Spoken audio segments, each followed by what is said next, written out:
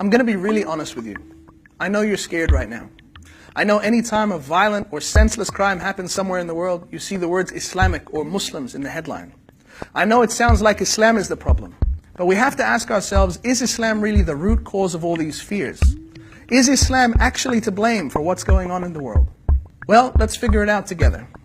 Let's start with Omar Mateen, the man who was responsible for the Orlando shootings. According to many reputable sources, he was described as an extreme alcoholic, an active homosexual, and a man who would frequently beat and abuse his wife. He was described as being a man that was mentally unstable and not a devout Muslim.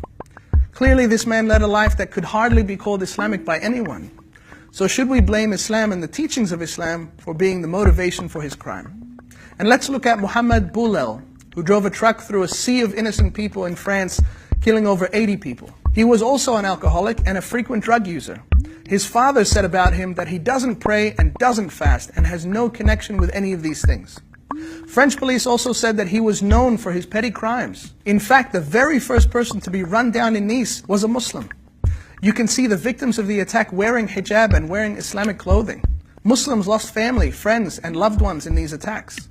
So should we blame Islam and the teachings of Islam for this crime as well? You'll like this one. A leaked document by MI5 in the UK stated that a large number of those involved in terrorism do not practice their faith regularly. Many lack religious literacy and could be regarded as religious novices. That means that these people didn't learn about Islam and then become motivated to kill people. Actually, the opposite is true. They had no idea what Islam was about. What's also important to note is that regardless of all of the above, the mere fact that a man would kill innocent people is enough evidence that a person is not religious. For the killing of innocent people in Islam is one of the gravest sins that a human being can commit, something condemned over and over again in the Quran and Islamic doctrine. Here's another very important point.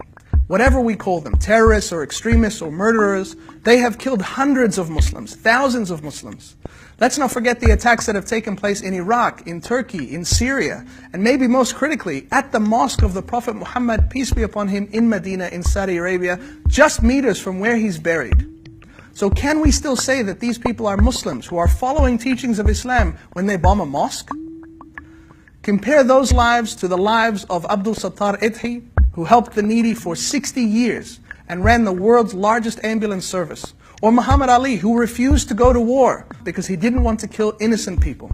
This is the real Islam, the Islam that I believe in, and the Islam that's a force for compassion and mercy in the world. Whatever the reasons are for these attacks, be it politics or money or unstable minds or foreign policy decisions or just violent men, given their lifestyle, how can we say that Islam was their motivation? And lastly, a sincere message to anyone who's watching this. The world feels like a crazy place right now.